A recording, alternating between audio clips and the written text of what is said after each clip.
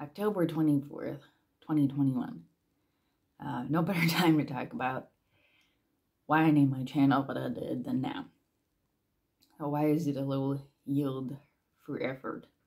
And what am I doing that has such a low yield?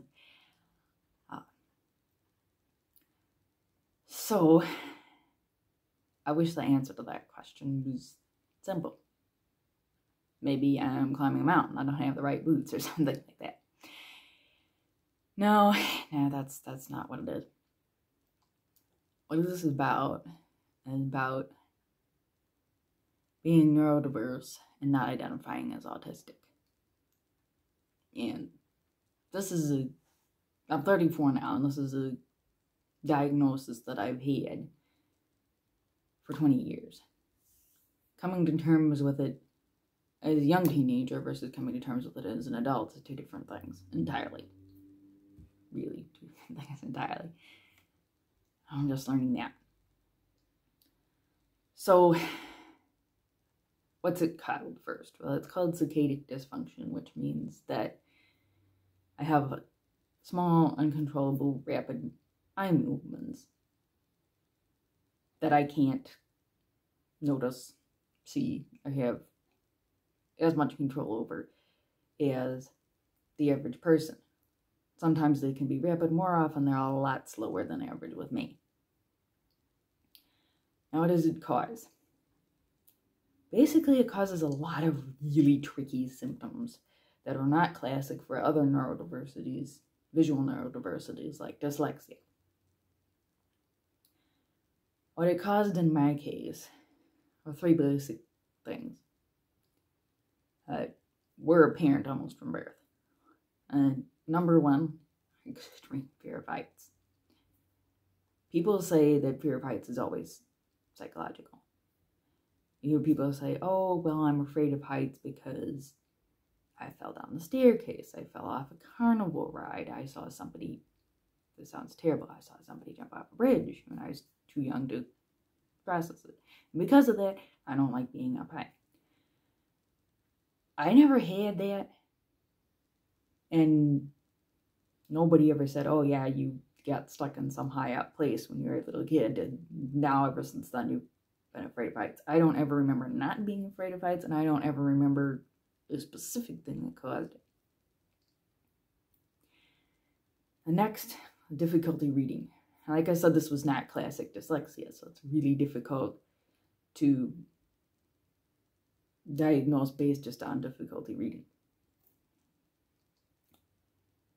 Difficulty reading would be paragraphs only. I could read single words from a young age all day long and not get any of them wrong. But in paragraphs, the lines would do this number.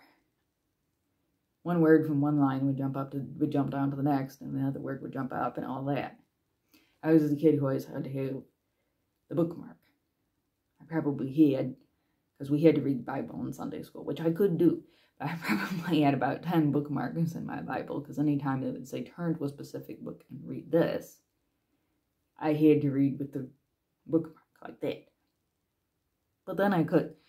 So that didn't seem to be a huge struggle at first. Maybe it was just normal. Also, because of the way I was educated, it was hard to tell what was normal and what wasn't, really, as far as methods of learning how. Incidentally, too, it affected writing. Not only did I draw my letters, which is a huge thing in neurodiversity, I still don't know why I do this, but it always went like this.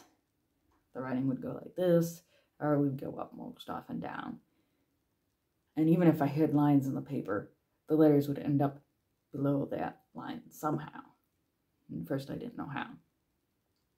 Of course, I had a lot of nightmares due to the REM sleep was even more uncontrollable than daytime, which is also passed off as normal.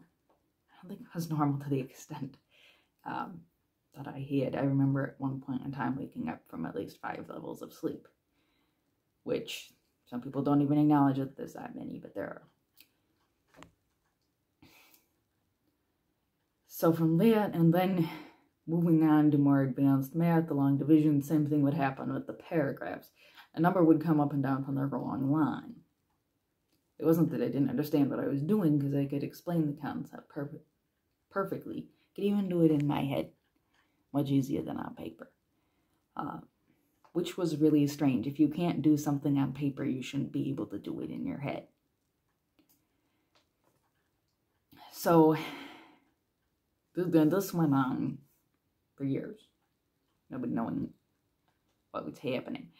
I can remember at one point, we were at the top of a shopping mall. And my dad said, "Why are you so afraid? It's only like 30 or 40 feet to the bottom." Now I was probably 9 or 10 at the time, so I knew what a foot was. When he said that, I said, "It looks like so much more." And it did. It looked like fathoms. The people on the bottom floor of the shopping mall looked like tiny little ants. And this was very embarrassing for me that I was that afraid, because I wasn't a small kid. I was over 5 feet tall by the time this conversation even took place. So, what's going on? I can read words, I can understand and explain concepts, and I can measure things for distance. I would go around measuring everything. So as that doesn't make sense,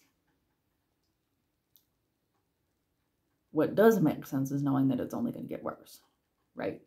Because the math problems that you have when you're 10 years old are downright cute and little bitty next to the proofs and huge algebraic equations that are coming in a few years. Ha! So, what are we going to do about that? Well, being that we were all part of this, my parents, my sister, and I were all part of this homeschool community, there are a lot of things that we didn't necessarily believe in. The whole idea of attention deficit is something that, my parents they believed it was overdiagnosed at the time. And they didn't want to see me go on any kind of medication. Had I gone to public school, I probably would have been pressured to do that. But they didn't want to see that happen, and they were right in that, because I happen to be really allergic to amphetamines, and that's the only thing it's the main thing that they would have tried to put me on. At that point, I don't know what would have happened. As an adult, twice, they've given me really severe side effects, closed throat, racing heart, that kind of thing. I haven't had to be hospitalized, thankfully, but it's been a close call. Like, I probably should have gone into convenient care the last time. So that wouldn't have ultimately been an option. The other option that they saw was everybody in my family tends to have terrible eyesight. They tend to be nearsighted from an early age, 9 or 10 years old. And my parents could not believe every time they took me to the eye doctor that they would say my eyes were fine and I didn't need glasses, but that I would probably need them in a year or so. And this happened for 2, 3, 4 years. Finally, they decided to go to a specialist. They'd heard about this office that would do a really intense vision analysis and diagnosis on me, a lot of tests, despite the fact that I had 20/20 vision. They would look deeper. This was a big thing in the homeschool community. So what they did, they brought me in, it says March 22nd, 2001, so I would have been 13 and a half years old.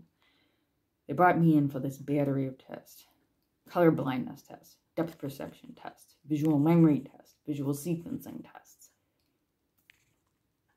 Any kind of test you can think of, and many that I haven't seen before or since. And when it came down to a diagnosis, I thought everything would be fine, and I was shocked. Even then, I'm even more shocked looking back at it now.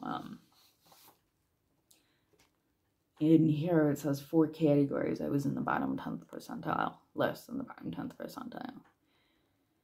And these are things like, visual sequential memory, visual figure ground. That means I absolutely could not focus on one particular thing Like if I was looking at someone and they were speaking, I couldn't focus on them versus focusing on the wall.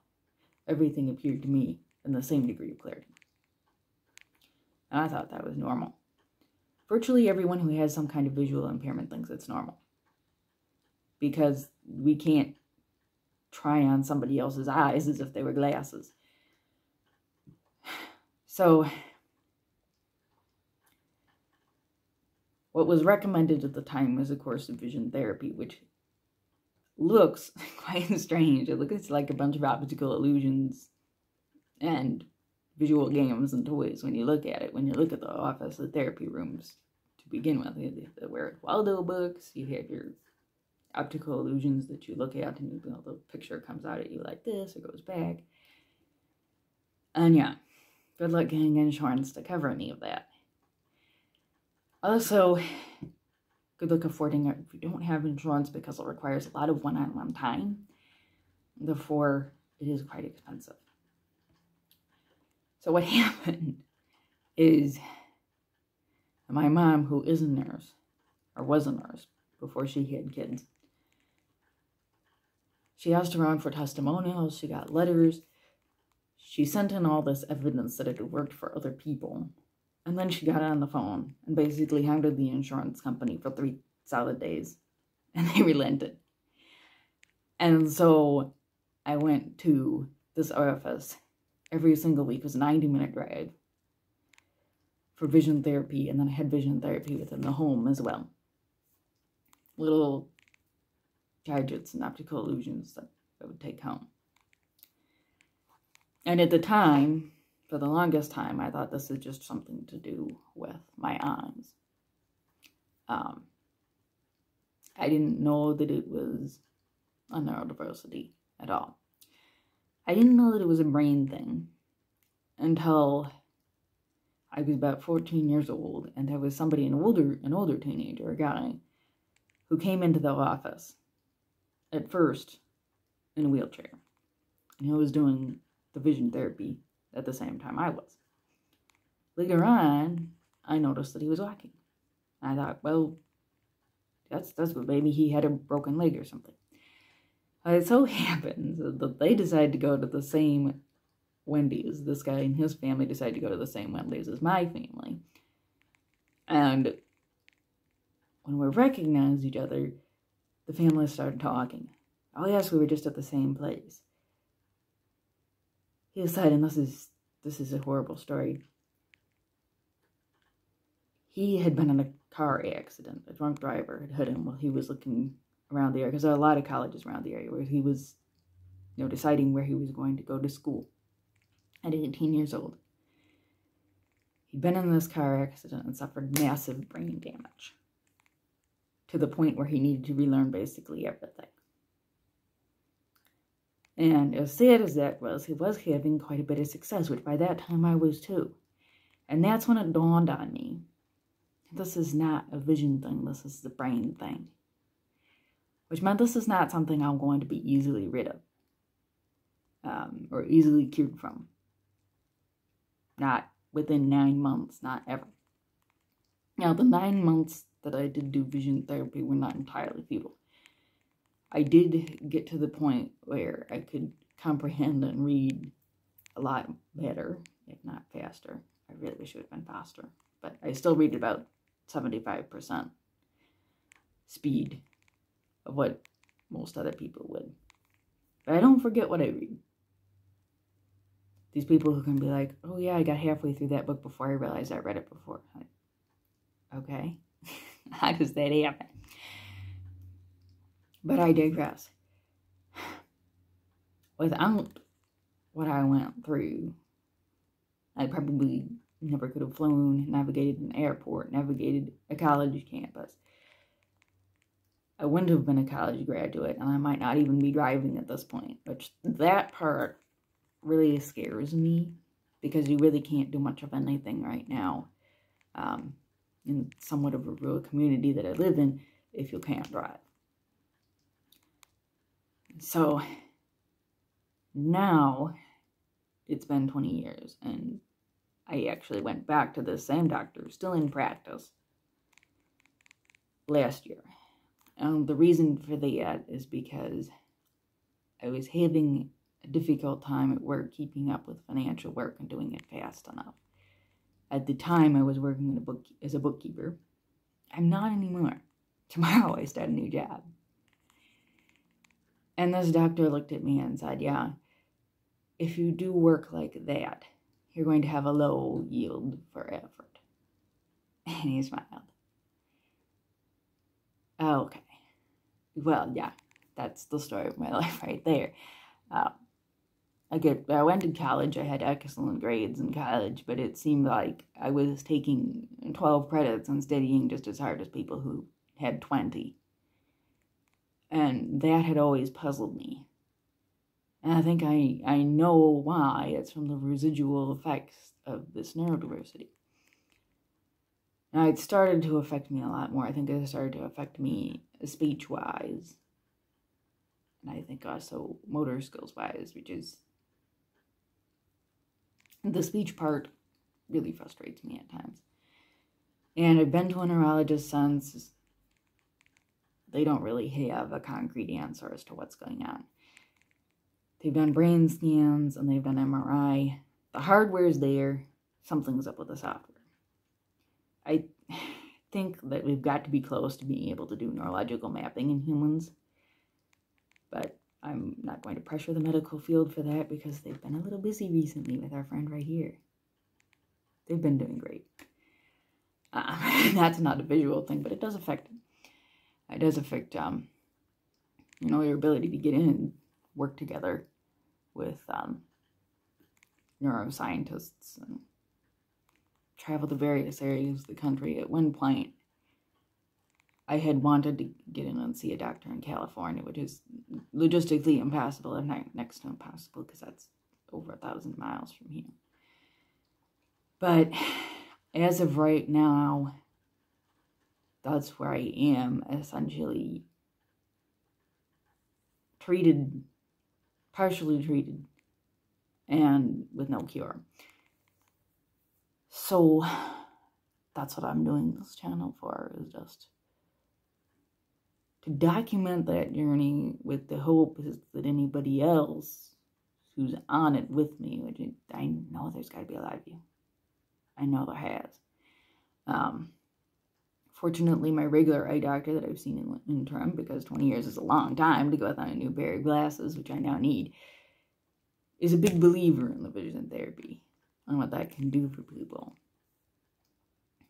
So it's known about, but it's not common knowledge, and the accessibility to it is so limited.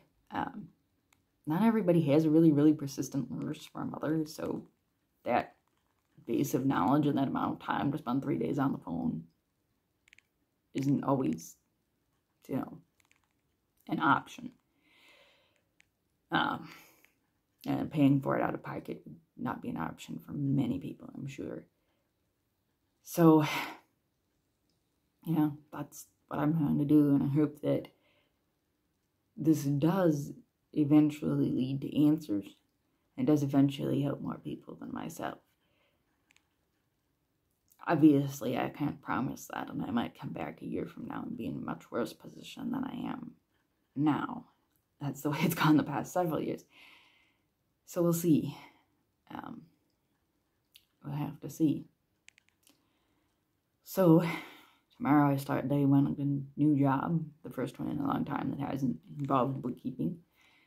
So I'm hoping for better yield for effort there, at least as far as helping other people be served and satisfied in the way I'm supposed to.